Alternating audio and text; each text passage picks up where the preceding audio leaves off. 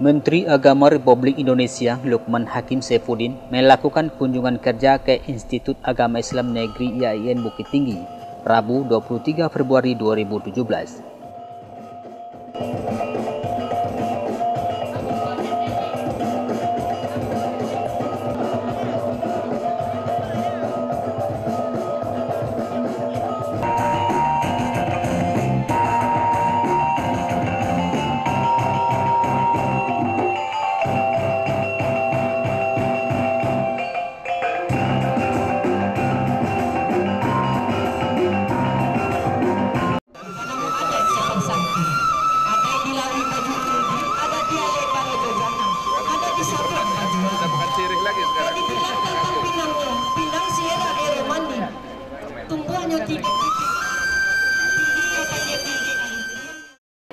Di hadapan ribuan sivitas akademika IAIN Bukit Tinggi, Menteri Agama menyampaikan kuliah umum bertajuk Peran Perguruan Tinggi Keagamaan Negeri (PTKIN) dalam merawat kebinekaan dan memperkokoh toleransi.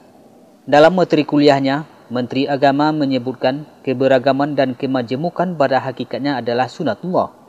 Karena itu merupakan kehendak Allah Ta'ala untuk menjadikan manusia beragam dan majemuk. Hadirin sekalian yang saya hormati, tema yang dimintakan kepada saya adalah terkait dengan bagaimana kontribusi, bagaimana sumbangsi, bagaimana peran perguruan tinggi keagamaan Islam negeri, tentu termasuk di dalamnya adalah IAIN ini, untuk bisa lebih memperkuat atau setidak-tidaknya menjaga, memelihara, merawat kebinekaan kita, sekaligus juga bisa meneguhkan toleransi. Mengapa tema ini penting? Tentu kita sama memaklumi bahwa keberagaman, kemajemukan itu pada hakikatnya adalah sunatullah. Karena memang begitulah kehendak Allah Subhanahu wa Ta'ala, menjadikan kita beragam, menjadikan kita majemuk, beraneka ragam, plural. Tentu banyak sekali ayat-ayat yang menegaskan hal ini. Inna khalaqnakum min dzakarin wa untha wa ja'alnakum syu'uban wa qabaila lita'arafu misalnya. Atau ayat yang lain, walau sya'allahu la ja'alakum ummatan wahidatan walakin liyabluwakum fima atakum. Jadi kalau saja Allah itu mau, maka mudah saja baginya, bagi Allah zat yang maha segala, yang maha berkuasa, untuk menjadikan kita semua ini ummatan wahidatan, umat yang satu. Itu mudah saja bagi Allah. Tapi itu tidak dilakukan, itu tidak terjadi. Liyabluwakum fima atakum. Lalu kemudian ayat itu diteruskan dengan fastabiqul khairat. Jadi keragaman, kemajemukan itu dihadirkan di tengah-tengah kita karena kita sebagai makhluk ini makhluk yang terbatas. Karenanya keragaman itu justru hakikatnya adalah berkah, anugerah dari Allah Subhanahu wa Ta'ala, sehingga kita yang terbatas ini, yang masing-masing pada diri kita memiliki kekurangan-kekurangan, karena tentu kita bukan makhluk yang sempurna, maka dengan keanekaragaman masing-masing kita bisa saling melengkapi, bisa saling mengisi, bisa saling menyempurnakan antara yang satu dengan yang lain. Itulah berkah. Dalam konteks Rasulullah mengatakan al-ikhtilaf baina ummati rahmat. Jadi sesuatu yang patut kita syukuri sebenarnya kalau kita mampu dengan penuh kearifan memaknai keragaman ini.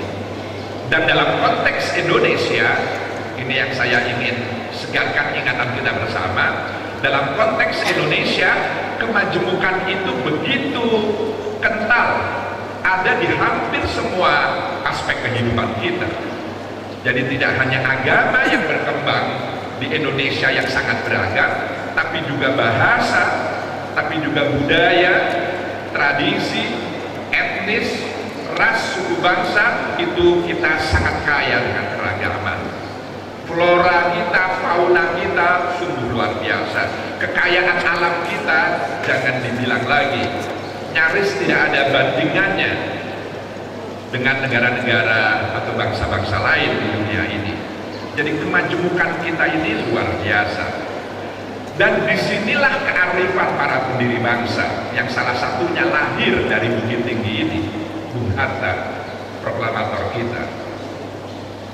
The Founding Fathers, para pendiri bangsa, itu dengan penuh kearifan, lalu kemudian mereka mencari apa yang bisa menjadi faktor yang mampu merangkaikan, menjalin, merajut keanekaragaman kita ini. Tentu kebangsaan. Mereka mendapatkan itu kebangsaan. Tapi kebangsaan saja sebenarnya tidak cukup. Betul bahwa kita bersuku-suku. Ada Minang, ada Jawa, ada Papua, ada Dayak, ada Batak, dan seterusnya, dan seterusnya. Betul bahasa kita sangat beragam. Tradisi budaya kita sangat beragam, dan semua keragaman itu disatukan dengan kebangsaan kita sebangsa.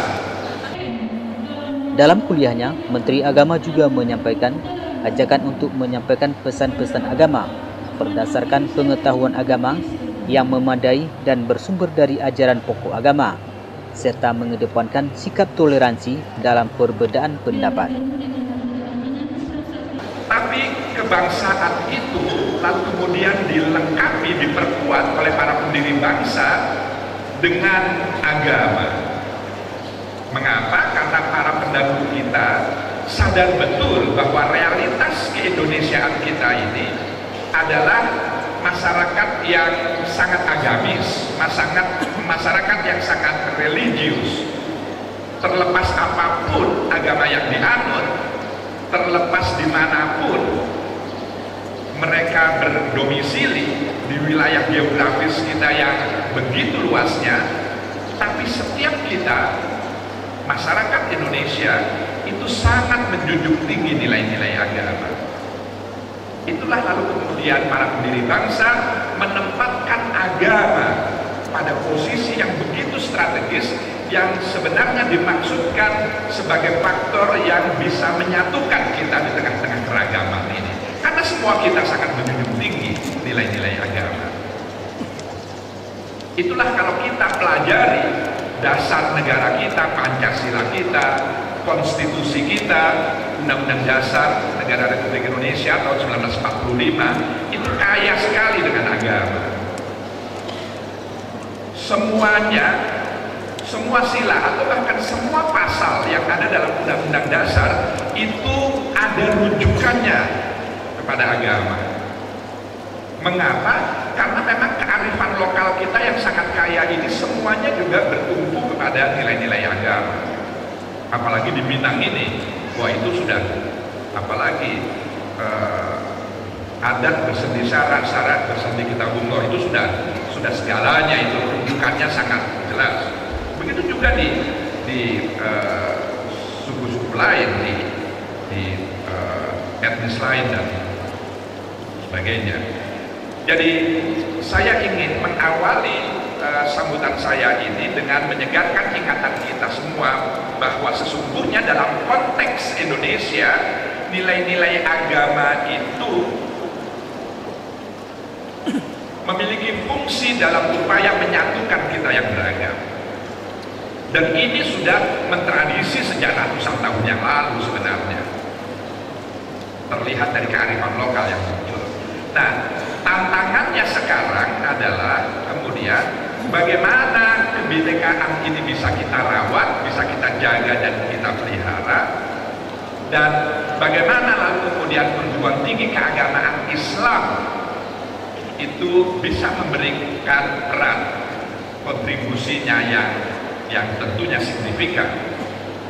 Karena kita tahu sekarang ini ada sebagian di antara kita yang kemudian menjadikan paham keagamaan sebagai faktor yang bisa memecah belah di antara kita. Kita tahu di era globalisasi ini lalu kemudian muncul paham-paham keagamaan yang berpotensi untuk mengganggu integrasi kita, mengancam kebutuhan kita sebagai sebuah bangsa, dan karenanya tantangannya bagi kita perguruan tinggi keagamaan Islam negeri adalah bagaimana merespon ini dengan baik. Oleh karenanya dalam kesempatan ini saya ingin mengajak kita semua untuk bagaimana kita selalu, khususnya kalangan Islam, para scholar, para akademisi Muslim ini, perguruan tinggi Islam ini, untuk lebih kencang, untuk lebih kuat, untuk lebih besar lagi menggaungkan, menyuarakan, mengedepankan moderasi Islam. Moderasi Islam. Mengapa? Karena hanya dengan faham moderat sajalah maka kemajemukan ini bisa terjaga dengan baik. Mengapa? Karena memang bangsa Indonesia bukan bangsa yang homogen, bukan bangsa yang tunggal, bukan bangsa yang satu yang sejenis, tapi kita majemuk. Dan itulah kenapa Islam yang berkembang di Indonesia, di wilayah Nusantara ini, fahamnya adalah yang tentu yang mayoritas, yang mainstream, itu adalah faham yang moderat. Juga ibadahnya, fikihnya misalnya. Begitu juga tasawufnya. Jadi mainstream, arus besar itu adalah meyakini paham yang moderat, dan dengan paham keagamaan seperti itulah maka kita bisa merasakan kehidupan keagamaan seperti sekarang ini. Itu karena jasa para pendahulu kita. Pertanyaannya kemudian adalah bagaimana Indonesia 10 tahun ke depan, 20 tahun ke depan, 50 tahun ke depan, 100 tahun ke depan. Apakah corak keberagamaan, keberislaman kita masih seperti sekarang ini? Syukur kalau bisa lebih baik berkembang, atau jangan-jangan malah lebih buruk daripada kita. Karena tidak ada yang bisa menjamin. Suriah misalnya kondisinya seperti sekarang, padahal itu negara yang luar biasa.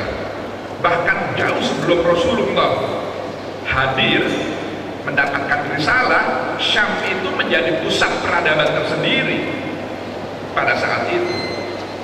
Irak misalnya dengan Baghdadnya, dengan 1001, kisah 1001 malamnya, itu pusat peradaban dan pusat keilmuan tersendiri pada zamannya. Tapi kini kedua negara itu luluh lantang, bahkan nyaris tidak lagi ada bekas-bekas bahwa itu adalah kota atau negara yang punya peradaban tinggi pada masanya. Karena apa? Karena ketidakmampuan menjaga perbedaan, khususnya perbedaan paham keagamaan di tengah-tengah masyarakatnya. Dan Indonesia tentu sekali lagi tidak tertutup kemungkinan bisa terjadi seperti itu kalau, ini garis besarnya, kalau kita tidak cukup arif, kalau kita tidak cukup dewasa dalam mengelola kemajemukan ini. Karenanya moderasi harus dikedepankan, dan kitalah perguruan tinggi Islam yang paling bertanggung jawab untuk mengisi kekosongan atau lubang-lubang atau area di bidang ini. Karena kita dipandang memahami, dan kita dipandang sebagai komunitas yang mampu memberikan kontribusi itu. Menteri Agama menyampaikan harapannya agar ke depan perguruan tinggi Islam semakin nyata kontribusinya dalam menjaga dan memelihara kebinekaan di Indonesia. Dalam kesempatan itu, Menteri Agama juga mengemukakan bahwa perguruan tinggi agama Islam saat ini di Indonesia berjumlah 56. Karenanya, menurut Menteri Agama, untuk pengembangan dan pembangunan perguruan tinggi selanjutnya, pemerintah tidak hanya mengandalkan dana yang bersumber dari APBN, namun juga menerima bantuan dari luar negeri seperti Asian Development Bank, ADB, dan lainnya. Kami di Kementerian Agama memang sejak beberapa waktu yang lalu memiliki mimpi. Tadi Pak Gubernur menyampaikan mimpi-mimpi kita bahwa perguruan tinggi keagamaan Islam negeri itu harus semakin membaik dari waktu ke waktu. Karenanya kalau hanya mengandalkan dana dari sumber APBN semata, APBN atau APBD, tentu akan terlalu lama impian kita itu bisa terwujud. Karenanya tentu lalu kemudian harus dicari bagaimana sumber-sumber dari pihak lain dalam upaya untuk menguatkan, memberdayakan keberadaan perguruan tinggi keagamaan Islam negeri kita ini. Kita bersyukur kita kini telah memiliki 56